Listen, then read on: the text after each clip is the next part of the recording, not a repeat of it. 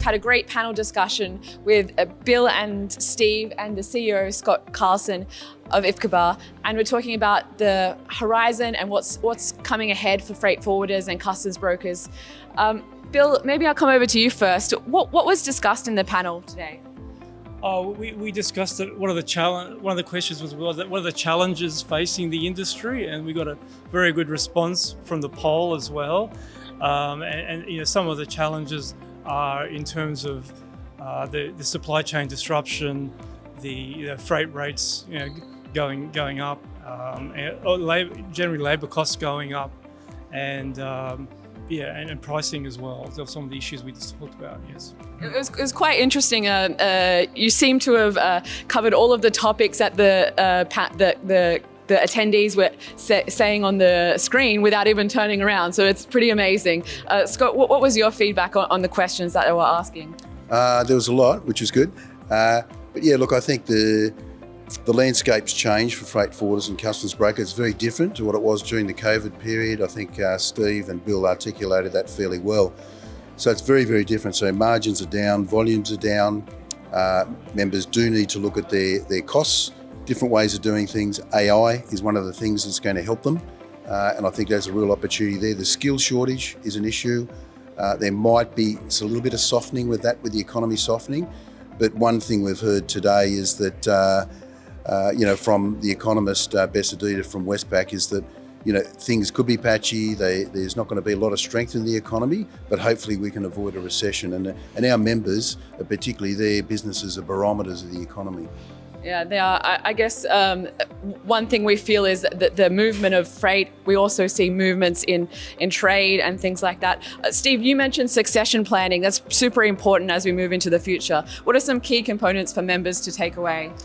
Look, I think succession planning has always been an important topic, not only for the freight forwarding and customs broking industry, but for all industries. There's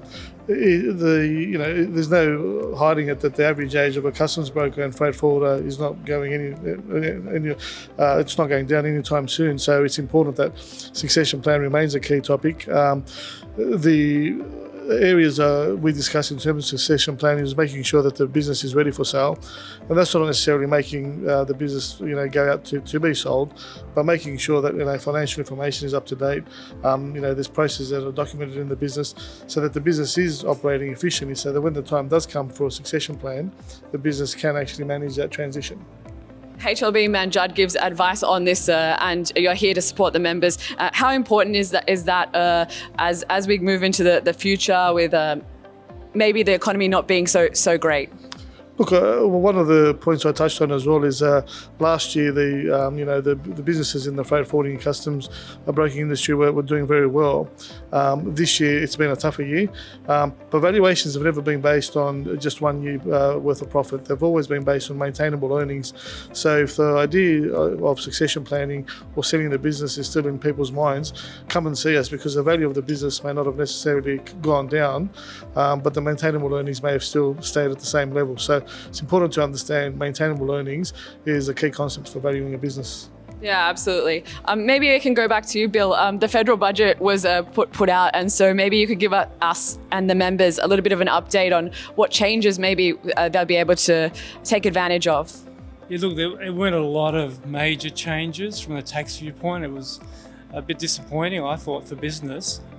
Probably the major one was the extension of the $20,000 instant asset write-off provision. So if you buy an asset costing less than $20,000, you can write 100% off in 1 year, and that's been extended to 30th of June 25 now. So that's probably the major concession, apart from some of the smaller ones we all read about with electricity rebates that individuals are getting and companies are getting. So there wasn't really a huge amount for business in that budget. Yeah.